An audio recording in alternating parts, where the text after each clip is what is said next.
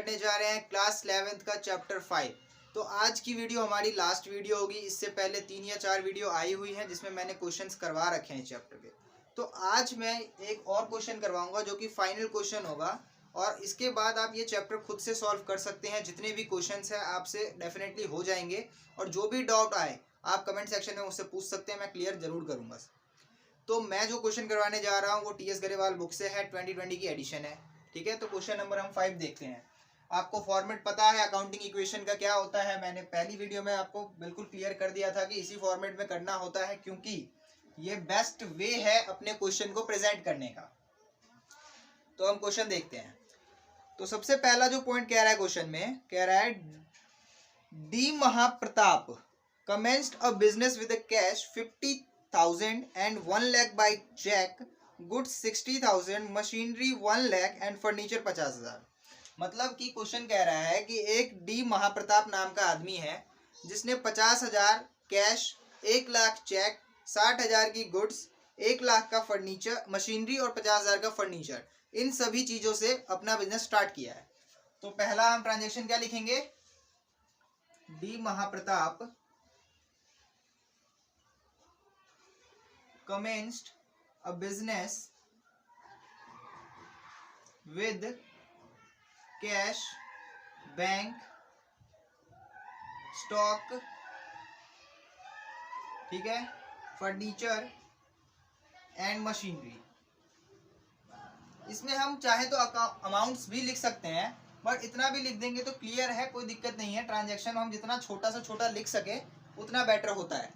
ठीक है, तो अब देखो मैंने क्या बताया था, यहाँ पे कॉलम्स क्रिएट होते हैं, हम जितनी भी एसेट्स क्रिएट होती है। तो यहाँ पे क्या एसेट है, कैश हमारी एक एसेट होती है, तो एक कैश का कॉलम हो गया, प्लस एक बैंक हमारी एसेट होती है क्योंकि चेक आया है, चेक से भी था ना, तो बैंक नाम का एसेट आएगा।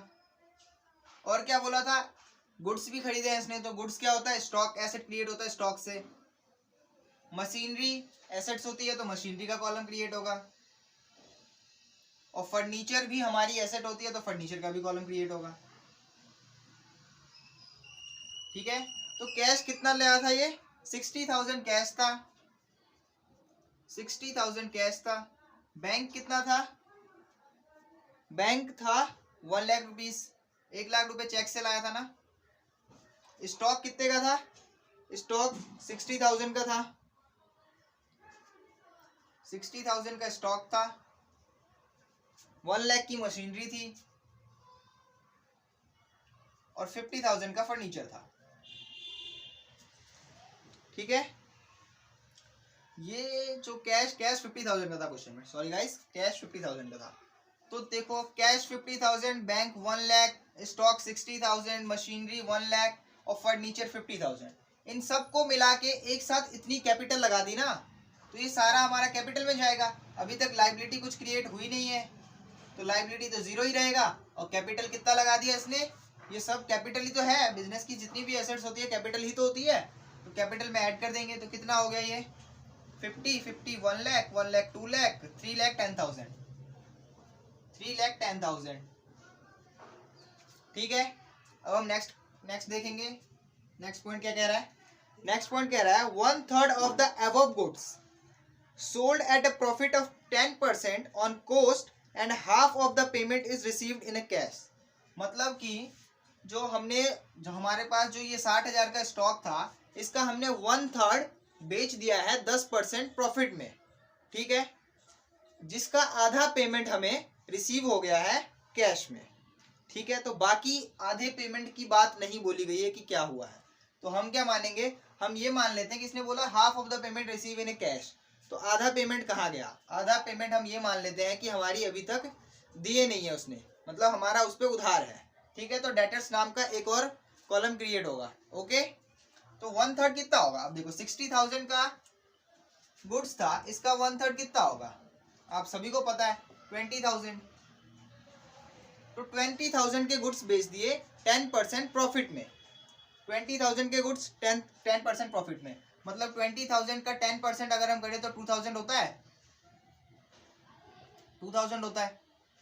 तो मतलब कि 20,000 का गुड्स 22,000 में बेचा है। तो इसकी एंट्री हम सबसे पहले ट्रांजेक्शन क्या रखेंगे, ट्रांजेक्शन लिखेंगे goods sold and receive half payment in cash. अब देखो स्टॉक था 60,000 का, बिक कितने का गया 20,000 का,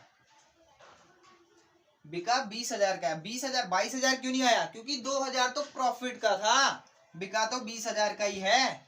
ठीक है, अब 10,000 का क्या था, मतलब 2,000 का क्या प्रॉफिट था, क्योंकि 20,000 का गुड्स हमने 22,000 में बेचा था।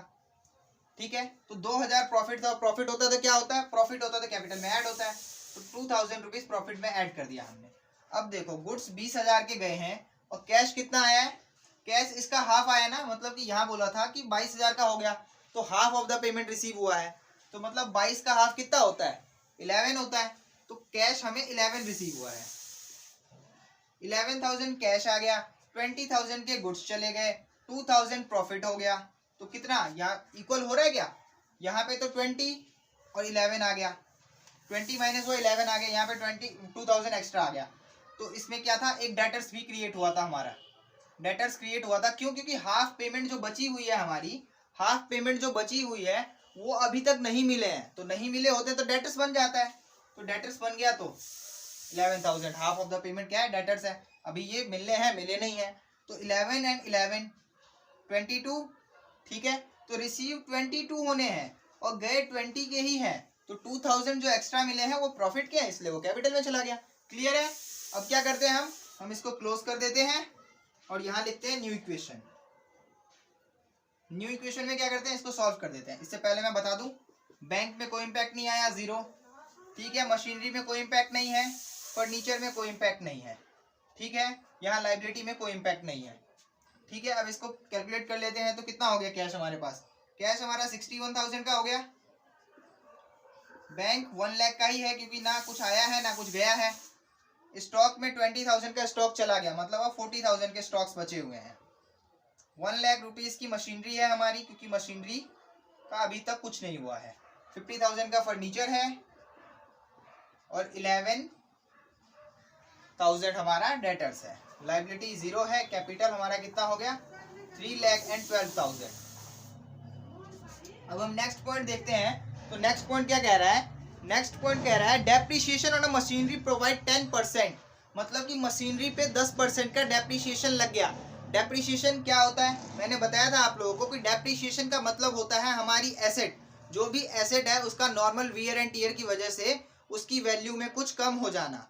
तो 10% हमारी मशीनरी की वैल्यू कम हो गई है, डेप्रिशिएट हो गया है। तो यहाँ पे हम लिखेंगे क्या, dep on machinery, dep on machinery 10% dep लग गया मशीनरी पे।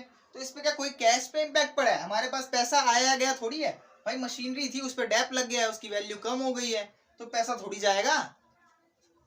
हमने किसी को बेचा थोड़ी है कि 2,000 कम में हमें मिला है, पैसा तो गया नहीं, हमारे पास सामान है उसकी बस वैल्यू कम हुई है। तो कैश पे कोई इम्पैक्ट आया नहीं, बैंक पे भी कोई इम्पैक्ट नहीं है, स्टॉक पे भी कोई इम्पैक्ट नहीं है। बट मशीनरी देखो, मशीनरी जो हमारी 1 लाख की थी, मशीनरी जो हमारी 1 लाख की थी, अब इसमें 10% का डेप लग गया, तो 1 लाख का 10% कितना होता है 10,000। तो 10,000 रुपए से हमारी मशीनरी की वैल्यू कम हुई है और डेटर्स पे कोई इम्पैक्ट नहीं है, फर्नीचर पे कोई इम्पैक्ट नहीं है। तो ये 10,000, अकाउंटिंग इक्वेशन तो दोनों साइड इक्वल चलते हैं, इक्वल चलते हैं ना। तो यहाँ पे इक्वल क्यों नहीं हुआ, क्योंकि यहाँ तो 10,000 माइनस हो रहे हैं, बट यहाँ कैसे होगा। अब देखो, जब भी हमारा डेप लगा मतलब क्या हुआ, हमारा एक्सपेंस तो हो गया एक, भले पैसे नहीं गए हैं हमारे पास से 10,000, बट कम तो होगी ना, वैल्यू तो कम हो गई। क्योंकि जब यहाँ पे हमने कैपिटल लिखी थी 3,10,000, तो उस पर मशीनरी की वैल्यू 1 लाख थी, बट अब जो कैपिटल है वो कैपिटल तो उतनी ही है, बट मशीनरी की वैल्यू 90,000 हो गई, तो कैपिटल भी तो हमारा कम हो जाएगा, क्योंकि सारे एक्सपेंसेस और लॉसेस क्या होते हैं कैपिटल में से माइनस होते हैं, तो ये भी एक तरह का लॉस है। ठीक है, एक्सपेंस है, तो ये 10,000 हम यहाँ कैपिटल में से माइनस कर देंगे। ठीक है, अब क्या करते हैं, क्लोज करेंगे और यहाँ लिखेंगे न्यू इक्वेशन, कैलकुलेट कर लेंगे। कैश हमारा 61 ही है, बैंक हमारा 1 लाख ही है, 40,000 का स्टॉक है, 90,000 की मशीनरी है, 50,000 का फर्नीचर रह गया, 11,000 का डेटर्स है, लाइबिलिटी अभी तक 0 है और कैपिटल हमारा कितना हो गया, कैपिटल क्या हो गया 10,000 तो कम हो गया, तो 3,12,000 से अब कितना बन गया 3,12,000 नहीं 3,02,000 3,02,000। ठीक है, अब देखो स्पेस मेरे पास है नहीं तो मैं इसको रफ करके वापस ऊपर से स्टार्ट करने जा रहा हूँ। ठीक है गाइस, हाँ तो गाइस हमने थर्ड पॉइंट का जो ये न्यू इक्वेशन जो नीचे लिखा हुआ था ना, मैंने उसको रफ करके ऊपर लिख दिया है। ठीक है, और हम अब फोर्थ पॉइंट देखते हैं। तो फोर्थ पॉइंट कह रहा है हमें cash withdraw for personal use 10,000, मतलब 10,000 रुपए ओनर ने अपने पर्सनल यूज के लिए बिजनेस से निकाल लिए। तो पर्सनल यूज के लिए निकाल लिए, इसका मतलब क्या कर लिया, ड्राइंग्स कर लिया, ओनर ने ड्राइंग्स कर लिया 10,000 रुपए का बिजनेस से। तो फोर्थ पॉइंट में हम क्या लिखेंगे, cash withdraw for personal use. ठीक है, तो 10,000 रुपए ओनर ने निकाल लिए, तो कैश में से ही निकाले हैं, तो कैश कम हो जाएगा 10,000 से। बाकी बैंक पे कोई इम्पैक्ट नहीं है, स्टॉक पे कोई इम्पैक्ट नहीं है, मशीनरी पे कोई इम्पैक्ट नहीं है, फर्नीचर पे कोई इम्पैक्ट नहीं है, डेटर्स पे कोई इम्पैक्ट नहीं है। अभी लाइबिलिटी तो है नहीं, है ड्राइंग्स कर लिया तो ये लाइबिलिटी थोड़ी है, लाइबिलिटी में कुछ इम्पैक्ट नहीं आया तो लाइबिलिटी भी 0। अब देखो कैपिटल्स कम होगी, क्यों, क्योंकि ड्राइंग्स क्या है, ड्राइंग्स एक एक्सपेंस है। ओनर 10,000 रुपए घर ले गया है तो ये बिजनेस से क्या हुआ, कैपिटल कम हुई है, 10,000 रुपए एक्सपेंस हो गया, तो 10,000 हम क्या करते हैं कैपिटल में से माइनस कर देते हैं। ये सब मैंने बता रखा है पिछली वीडियोस में डिटेल से, इन पॉइंट पे इतना फोकस करने की मुझे नहीं लगता जरूरत है। ठीक है, कुछ नया टर्म आएगा तो मैं उसको अच्छे से एक्सप्लेन करूंगा आप लोगों को। तो 10,000 क्या होता है, ड्राइंग्स क्या होता है, ड्राइंग्स एक्सपेंस है, एक्सपेंस है तो कैपिटल में से माइनस कर दो, तो माइनस हो गया। अब क्या करेंगे, इसको क्लोज करेंगे, यहां लिखेंगे न्यू इक्वेशन। न्यू इक्वेशन में क्या करते हैं, सॉल्व करते हैं, तो कर दो 10,000 से बस यही कम हुआ और किसी पे इम्पैक्ट पड़ा है, कैश में 10,000 कम हो गया तो अब कैश बच गया 51 का, बैंक 1 लाख का ही है, स्टॉक 40 का, मशीनरी 90 का, फर्नीचर 50, डेटर्स 11। अब यहाँ क्या है, लायबिलिटी 0 है और कैपिटल भी हमारी 10,000 से और कम हो गई, तो कितना हो गया 2,92,000 का। ठीक है, क्लियर है। अब देखो नेक्स्ट पॉइंट क्या कह रहा है, तो फिफ्थ पॉइंट कह रहा है क्वेश्चन में इंटरेस्ट ऑन ड्राइंग चार्ज 5%, मतलब कि ड्राइंग्स पे 5% का इंटरेस्ट लगा है, मतलब ओनर ने 5% इंटरेस्ट दिए हैं ड्राइंग्स पे, जितना भी ड्राइंग्स किया है उस पर 5% ब्याज दे रहा है, तो इंटरेस्ट दे रहा है, उसकी एंट्री करेंगे। फिफ्थ पॉइंट क्या करेंगे, देखो इंटरेस्ट ऑन ड्राइंग्स 10%। अब ड्राइंग्स कितना किया था, 10,000 रुपए ड्राइंग्स किए थे, 10,000 का 10% 1,000 होता है। तो अब देखो इंटरेस्ट जब ओनर ने दिया होगा तो किस फॉर्म में दिया होगा, या तो कैश में दिया होगा या बैंक में दिया होगा। तो जब बैंक या कैश नहीं बोला जाता तो हम कैश मानते हैं, तो कैश मानते हैं तो सिंपल 1,000 रुपये कैश में बढ़ जाएगा। अब जब 1,000 रुपये इंटरेस्ट दिया गया है तो ये बिजनेस के लिए क्या है, कैपिटल के इनकम है ना, बिजनेस में 1,000 रुपये का इनकम हो गया in a form of interest, business को तो पैसा मिला है ना, तो मिला है तो इनकम है, और इनकम है तो कैपिटल में ऐड होगा। समझ में आया ये 1,000 क्यों ऐड होगा यहाँ, क्योंकि 1,000 रुपये जो ओनर ने अपने बिजनेस से ड्राइंग्स की थी उसका ब्याज दिया है, तो ब्याज जब दिया है तो बिजनेस में पैसा आया है, और पैसा जब आया है तो इनकम हुई है, क्योंकि इन फॉर्म्स ऑफ इंटरेस्ट आया है, तो इंटरेस्ट आया है तो इनकम हुई है, और इनकम आता है तो क्या होता है, कैपिटल में ऐड होता है। रूल है, सारे इनकम कैपिटल में ऐड करने हैं, सारे एक्सपेंसेस कैपिटल में से माइनस करने हैं। तो यहाँ पे 1,000 जो इंटरेस्ट का पैसा था वो कैपिटल में ऐड कर दिया, बाकी किसी भी चीज पे कोई इंपैक्ट नहीं है। ठीक है, तो सिंपली इसको क्लोज करेंगे और यहां लिखेंगे न्यू इक्वेशन। न्यू इक्वेशन, अब देखो न्यू इक्वेशन सिंपल सॉल्व कर देंगे, ये 50,000 का बच गया, सॉरी 52 का हो गया, ये 1,40,000, 90,000, 50,000, 11, लायबिलिटी 0 है और कैपिटल 2,93,000 का हो गया। क्लियर है सबको? अब देखो 6th पॉइंट क्या कह रहा है।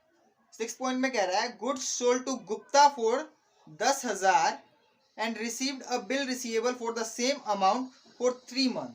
मतलब कि 10,000 रुपए का सामान गुप्ता को बेच दिया, ठीक है। अब देखो, और उसके रिगार्ड्स में क्या लिया है, बीआर लिया है, बिल्स रिसीवेबल मिला है हमें, जिसकी मैच्योरिटी डेट 3 महीने के बाद है। तो मैच्योरिटी डेट कितने महीने की भी बाद हो उससे हमें कोई मतलब नहीं है, हमें ये बोला गया है कि बिल लिया हुआ है 10,000 के सामान बेचने के बदले। अब बिल रिसीवेबल मैंने बताया था, बिल रिसीवेबल हम उन कस्टमर से लेते हैं जिन पे हमें ट्रस्ट नहीं होता। मान लो किसी को हमने 10,000 का सामान तो बेच दिया, बट हमें श्योरिटी नहीं है कि ये बंदा हमारा पैसा लौटाएगा। तो उस केस में क्या करते हैं, बिल रिसीवेबल मतलब बिल यार बीआर हम ले लेते हैं, जिसका मतलब होता है ये एक लीगल एविडेंस होता है कि भाई तूने 10,000 रुपये मेरे से उधार लिए हैं या फिर 10,000 का कुछ सामान लिया है जिसकी पेमेंट तू मुझे करेगा। तो ये एक श्योरिटी हो जाती है, एक लीगल एविडेंस हो जाता है, ठीक है। तो इसके रिसीव तो बीआर मिला है। तो बीआर क्या होता है, बीआर मैंने बताया था कि बीआर हमारी एसेट्स होती है। तो एसेट्स के कॉलम में एक नया कॉलम जनरेट होगा बीआर का, ठीक है। ये थोड़ा ओवरलैप कर रहा है, मैनेज कर लेना, ठीक है, कि ये एसेट में ही लिख रहा हूँ मैं, लायबिलिटी में नहीं लिख रहा हूँ। बीआर में एक कॉलम बन गया एसेट्स में बीआर का, क्योंकि हमें बीआर रिसीव हुआ है। अब यहाँ पे हम लिखेंगे क्या, goods sold to Gupta and received a BR. मतलब गुप्ता को हमने सामान बेचा है जिसके रिगार्ड्स में, मतलब जिसके अगेंस्ट में हमें बीआर मिला है। तो बीआर मिला है, गुड्स कितने का बेचा है, 10,000 का, और बीआर भी मिला है 10,000 का। मतलब इसमें हमने कोई अर्निंग नहीं किया, क्योंकि इसमें नहीं बताया गया कि हमने इतने की कॉस्टिंग थी और इतने का बेचा सामान। तो मतलब कि जितने का था उतने का ही बेच दिया और उधार में बेच दिया, ठीक है। तो कैश कितने का आएगा, 10,000 के लिखूं? अरे कैश तो आएगा ही नहीं, क्यों, क्योंकि बीआर आया है, कैश थोड़ी आया है। तो कैश बिल्कुल नहीं आएगा। बैंक पे कोई इम्पैक्ट नहीं आया, बैंक में पैसा नहीं आ रहा है। स्टॉक 10,000 से कम हो रहा है क्योंकि 10,000 का हमने स्टॉक बेचा है। प्लस मशीनरी पे कोई इम्पैक्ट है नहीं। अब देखो 50,000 का क्या फर्नीचर था, फर्नीचर पे भी कोई इम्पैक्ट नहीं है, और डेटर्स पे भी कोई इम्पैक्ट नहीं है। इम्पैक्ट किस पे आया है कि एक बीआर नाम की एसेट्स क्रिएट हुई है। तो बीआर कितने, और बीआर रिसीव कितने का हुआ, 10,000 का। तो 10,000 बीआर में ऐड हो जाएगा कि 10,000 का हमें बीआर मिला है, ठीक है। तो अब देखो यहाँ पे ही कैश 10,000 माइनस हो गया, यहाँ पे ही प्लस हो गया। तो लायबिलिटी और कैपिटल पे कोई इम्पैक्ट नहीं आया है, ठीक है। क्लोज कर देंगे, लिखेंगे new equation. New equation solve कर देते हैं। 52 1,30,000 90 50 का फर्नीचर 11 डेटर्स 10 बीआर। लायबिलिटी 0 है और कैपिटल हमारी है 2,93,000 की, ठीक है। यहाँ तक क्लियर है? एक पॉइंट और रह गया है, मैं इसको रफ करके ऊपर लिख देता हूँ, ठीक है। तो अब देखो 6th पॉइंट क्या कह रहा है। 6th पॉइंट कह रहा है, सॉरी 7th पॉइंट कह रहा है received 10,000 from Gupta against the BR on its maturity. मतलब कि जो बीआर हुआ, 10,000 का हमने बीआर रिसीव हुआ था, उस बीआर के बदले गुप्ता ने हमें 10,000 रुपये वापस कर दिए हैं 3 महीने के बाद। 3,000 का मैच्योरिटी टाइम था, क्योंकि 6th पॉइंट में बताया गया था कि 3 महीने बाद ये मैच्योर हो जाएगा। तो मैच्योरिटी वाले दिन इसने 10,000 रुपये हमें दे दिए, मतलब इसका बीआर कैंसिल हो जाएगा। और मैं तुम्हें बता दूं कि एक मिस्टेक हो गई थी, जब मैंने पहली ही एंट्री की थी, यहाँ पे 360 आना था कैपिटल, जिसको मैंने 3 लाख लिख दिया था। तो यहाँ पे 360 कर लेना कैपिटल में फर्स्ट पॉइंट में ही, और बाकी सेम सॉल्यूशन होना है, कहीं कोई करेक्शन नहीं है, कोई मिस्टेक नहीं है। वहाँ पे मैंने गलती से 60,000 कम लिख दिया था, 3 लाख लिख दिया था टोटल में। ओके, समझदार बच्चे हो तुम, इतने तो माफ कर सकते हो यार। चलो तो ये पॉइंट देखते हैं। तो 7th पॉइंट इसने सिंपल सा क्या बोल दिया कि जो बीआर था वो कैंसिल हो गया, क्योंकि बीआर के पैसे रिसीव हो गए। तो बीआर के पैसे रिसीव हो गए, तो पैसे आए तो किस में आए, कैश में ही तो आए होंगे भाई, पैसे दे दिए उसने, पैसे दे दिए तो कैश में आ गए। तो इसमें हम ये ट्रांजेक्शन क्या लिखेंगे, ट्रांजेक्शन लिखेंगे मनी रिसीव्ड फ्रॉम, क्या नाम था इस बंदे का, गुप्ता अगेंस्ट बीआर, ठीक है। ये लिख दिया हमने ट्रांजेक्शन। 10,000 हमारा कैश में ऐड हो गया, बाकी किसी चीज पे कोई इम्पैक्ट नहीं है, और बीआर जो है हमारा 10,000 से कैंसिल हो गया, ठीक है, लाइबिलिटी बिल्कुल क्रिएट नहीं हुई है, इसको ठीक कर लेंगे हम। ठीक है, कैपिटल जो भी आए, ठीक है, बस सेम ही आएगा जो यहाँ पे आएगा, क्योंकि मैंने जो 360 मतलब 3 लाख लिखा था वहाँ पे 360 कर लेना, कैपिटल इक्वल आ जाएगा तुम्हारा। बस फाइनल इक्वेशन में सॉल्व कर दो, फाइनल इक्वेशन में सॉल्व कर दो तो ये कितना हो गया तुम्हारा 62 प्लस 1 लाख प्लस 30,000, 90, 50 का फर्नीचर था, 11 का डेटर्स था और बी आर था नहीं, लाइबिलिटी 0 और कैपिटल जो भी है। ठीक है, तो समझ गए, आई होप आप सबको समझ में आ गया वीडियो। प्लीज़ यार ये मिस्टेक को ना ज़्यादा ध्यान मत देना, हो जाती है कभी कभार। ठीक है, तो यहाँ पे बस तुम्हें क्या करना था, फर्स्ट पॉइंट जहाँ से मैंने क्वेश्चन स्टार्ट किया था और टोटल करके यहाँ कैपिटल लिखा था, वहाँ पे बस 360 कर लेना कैपिटल को, और बाकी सारा कुछ सेम कर देना और 360 के हिसाब से कैलकुलेशन कर लेना जो प्लस माइनस हुआ है। अमाउंट और कोई चेंज नहीं करना, बस यहाँ पे 360 कर लेना है और बस प्लस माइनस उसके हिसाब से फिर तुम करते रहना। ठीक है, तुम्हारा आंसर आ जाएगा, दोनों साइड मैच हो जाएगी। ठीक है, तो आई होप तुम्हें आज का वीडियो समझ में आया होगा, और अकाउंटिंग इक्वेशन का ये लास्ट वीडियो था। आप सभी को सारे पॉइंट्स आप कर सकते हो, क्योंकि मैंने वो सारे पॉइंट्स करवा दिए अप्रॉक्सीमेटली, जो कुछ नए थे या जिसमें डाउट्स आना था। फिर भी अगर कोई भी डाउट आता है किसी भी क्वेश्चन को करते हुए तो कमेंट बॉक्स में पूछ लेना, मैं पक्का क्लियर करूंगा। ठीक है, बाय गाइस, मिलते हैं अगले वीडियो में।